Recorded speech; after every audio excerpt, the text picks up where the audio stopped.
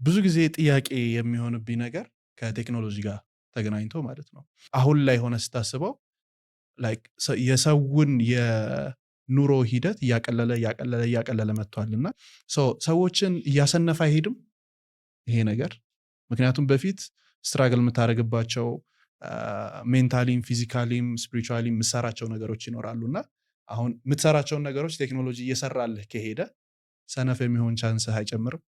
በጣም ይጨምራል። በምሳሌዎች ላስረዳ። ምን ያህል ስልክ ቁጥር በቃል ታውቃለህ? አሮን ነው የራሴን አሁን ላይ ብዙ ያንተ ወላጆች ምን ያህል ያውቁ ነበር? በጣም ብዙ ኢቭን እኔ ራሴ ስልክ ከመያዜ በፊት ብዙ ስልክ ይይዝ ነበር። በቃልህ ምን ያህል ካልኩሌሽኖች ትሰራ ነበር? ኖርማሊ የሆነ 20 ሲባዛ በምናምን እያልክ በቃ ቁጥሮች ምን ያህል ትሰራ ነበር? እነሱ ነገሮች እጃችን ላይ ስልክ ከገባ ወዲህ በጣም ቀንሰዋል። በቴክኖሎጂ ምክንያት ስራ ከማቅለል አልፎ አሁን ላይ የመጡ ያሉት ጀነሬሽኖች አይኪዋቸው በጣም ይቀንሳል ብዬ አስባለሁ ከዚህ በኋላ ምክንያቱም ሲያጠኑ ኤአይ ያግዛቸዋል። የሚፈልጉት ኢንፎርሜሽን አለ፣ ኢንፎርሜሽን ኦቨርሎድ ላይ ነው ያሉት። ከዛ ፎከስ ባናቸው ደግሞ በጣም ይቀንሳል ባለው የሶሻል ሚዲያ ትሬንዶች አንድ ነገር ላይ ትኩረት ሰጥተው የሚያዩበት ማለት ነው። እና በዛ ምክንያት እንግዲህ ቴክኖሎጂ ከማቅለል አልፎ እንግዲህ የኢንተለጀንስ ካፓሲቲያችንን በጣም ይቀንሳል። ምክንያቱም ኦልሬዲ እሱ ነው የሚሰራል። ኢቭን ማሽኖች ወደ ማሽነሪ እንኳን ስትመጣ ማሽኖች አሉ። ለምሳሌ ትላልቅ ማሽኖች 70% ምናምን ራሳቸው ሰርተው ነው 30% ሰው የሚሰራው ራሳቸው አስተካክለው ማለት ነው። እሱም እንዳይደብረው ሰውየው። ከዛ አሁን ትላልቅ ዌራውሶች ምናምን ትላልቅ ቀጣሪ የሚባሉት እና አማዞን ምናምን ዌራውሶቻቸውን ብታያቸው ኦቶሜትድ ናቸው። ፉሊ ሮቦት ነው እየሆነ ያለው። 1000-2000 ሰው የሚሰራበት ቦታ ላይ አሁን 5 ሰው ላይሆን ይችላል ያለው ማለት ነው። ስለዚህ ስራችንንም ከመውሰድ አንጻር ከድሮ በጣም እየተወሰደ ነው። ግን አብረን ደግሞ ምርጫ የለም። ከኤአይ ጋር አብረህ የምትቀጥልበት ጊዜ ነው የሚሆነው። ግን በእርግጥ ትክክል ኢንተለጀንሳችን በጣም ይቀንሳል። ከኛም ደግሞ አሁን የሚመጡት ጀነሬሽን ይቀንሳል።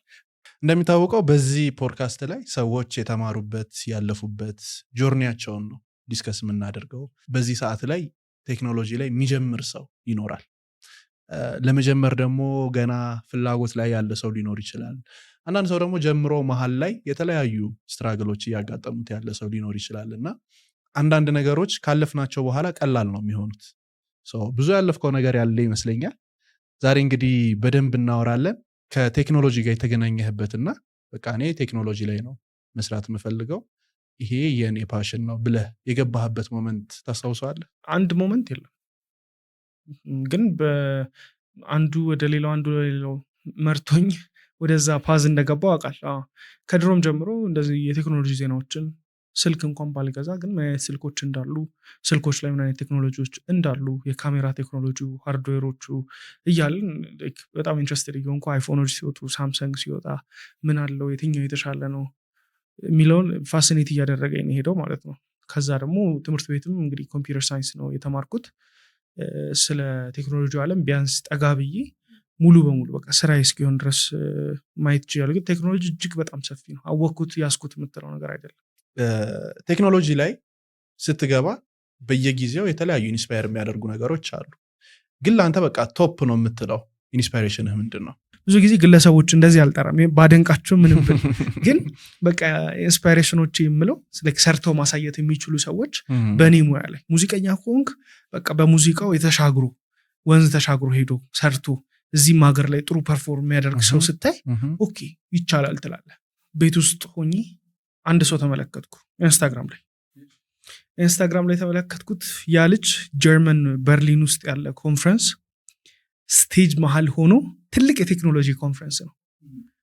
ስቴጅ መሃል ሆኖ ስፒች እያቀረበ ነው ስለሰራው መተግበሪያ ነው። ይሄ ልጅ ከአፍሪካ ለዛውም ከኢትዮጵያ ነው። ስለዚህ ከኢትዮጵያ ተነስቶ ይሄ ልጅ እዛ ጋር በርሊን ጀርመን ውስጥ ያለ ኮንፈረንስ ላይ ሲያወራ ማውራት ሳይሆን የሰራውን ነገር እያስረዳ ፎቶ ነው ያየሁት፣ ምንም ቪዲዮ ራሱ አይደለም። እና ከታች የጻፈው ነገር ይሄንን ነው። ኦኬ በቃ ስፓርክ ነው። ወደ ካልጋ ወደ ቀጥታ ቴብል ላይ ሄጄ ኮድ አደርግ ነበር፣ ፕሮጀክት እሰራለሁ። ግን ብዙ ጊዜ የሆነ አይሳካለህም። የመጀመሪያዎቹ ለብዙ ሰው አይሳካለትም፣ ለአንዳንድ ሰዎች ይሳካላቸዋል። እርሊ ሰክሰስ ራሱ ጥሩ አይደለም፣ ሁል ጊዜ ትሸወዳለህ ማለት ነው። ስለዚህ ያን እንደዛ አይነት ሰዎች ሳይ ሌሎች ቴክኖሎጂ ላይ ያሉ ምክንያቱም እኔ የምፈልገው ምንድን ነው በቴክኖሎጂ ላይ እየሰራው ከሆነ ቴክኖሎጂ ላይ የተሳካላቸውን ሰዎች አያለው። ካልተሳካላቸው ሰዎች ደግሞ እማራለሁ።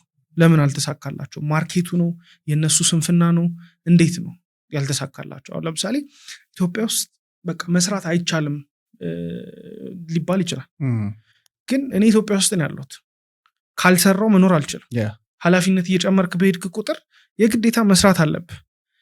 የማይቻል እንኳን ቢሆን መስራት ይቻላል የሚል ሰው ጋር ብትውል እና የሚሰራውን ነገር ይቻላል ብቻ የሚልህ ሳይሆን የሆነ ሰርቶ የሚለወጥ አይነት ሰው ስታይ ኦኬ ኢንስፓየርድ ትሆናለህ ማለት ነው። ስለዚህ የምታየው ነገር የምታዳምጣቸው ነገሮች በጣም መጠንቀቅ አለብህ ከአንተ ጎል ጋር ወደፊት ለመራመድ ማለት ነው። ለእኔ ኢንስፓይሬሽን የሚሆኑ እንደዚህ አይነት ሰዎች ነው። ያን ያረከው በማየት ነው፣ በማዳመጥ ነው። ስለዚህ መጥፎ ነገርም ስታይ መጥፎ ነገርም ስታዳምጥ አትራክት የምታደርገው ያንን ነው። የቴክኖሎጂ ኒች ስትመርጥ አብዞ በደንብ ደግሞ አሁን ቲክቶክ ላይም በደንብ ቫይራል የወጡ ቪዲዮዎች ምናምን እያየው ነበር እና ወደዛ እንድትገባ ያደረገህ ነገር ምንድን ነበር? እኔ ቴክኖሎጂ እወዳለሁ። የማደርገው ነገር ምንድን ነው?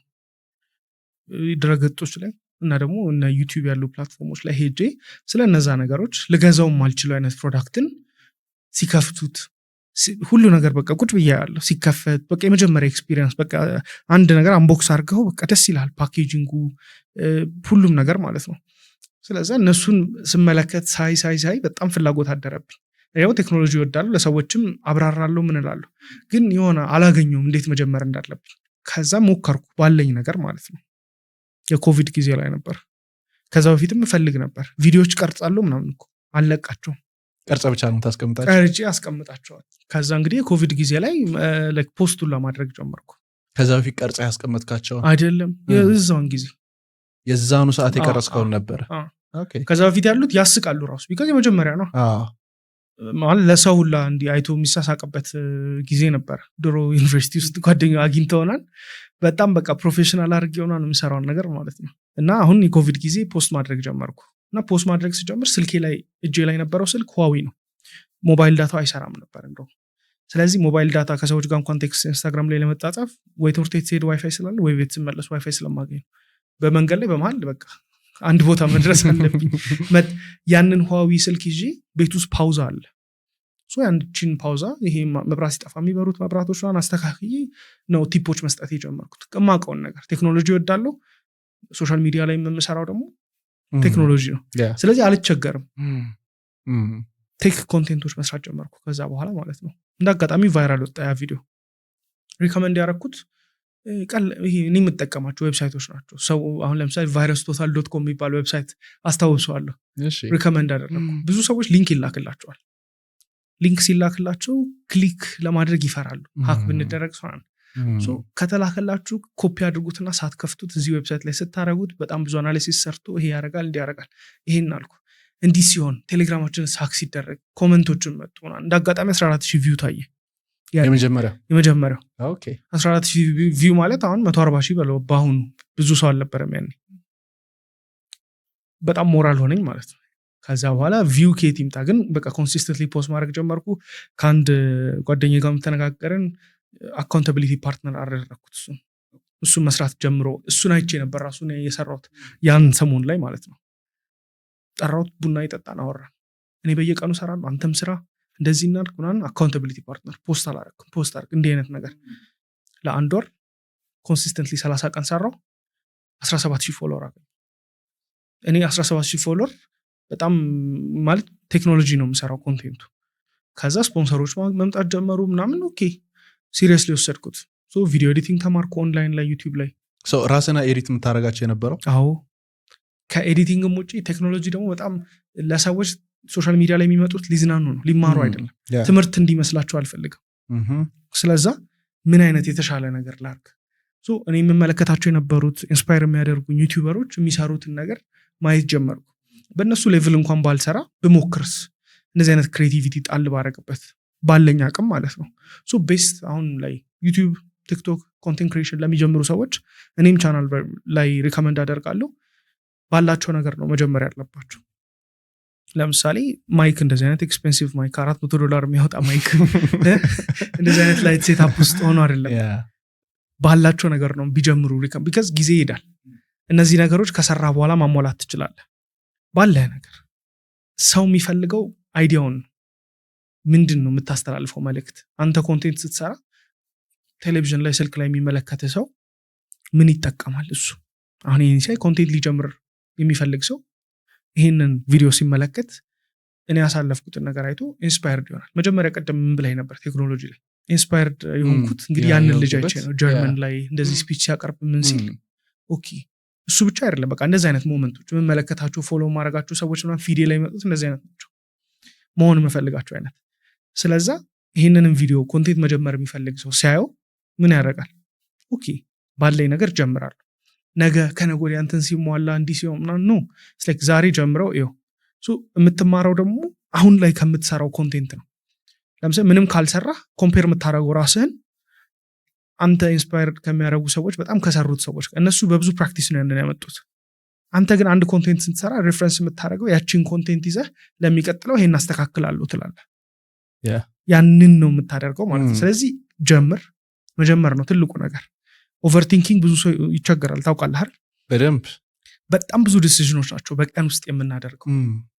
በጣም ብዙ ነው የምንወስናቸው ውሳኔዎች። አሁን እዚህ እያወራን ነው፣ ልጠጣ አልጠጣ፣ አውርቼ ስጨርስ ልጠጣ፣ ይሄ በጣም ተራ ዲሲዥኖች ናቸው። ቢዝነስም ላይ ሲሆን ብዙ ዲሲዥን ነው በቀን ውስጥ የምትወስነው። ስለዚህ ልጀምር አልጀምር አይምሮህ የሚያርፈው ማለት ነው። ፐርፌክት የሚባል ዲሲዥን ስለሌለ አድርገው እና ጨርሰ ወደ ሌላ ነገር እያደረግ በቃ ፋስት ዲሲዥን ሜከር ስትሆን በጣም ትቀየራል።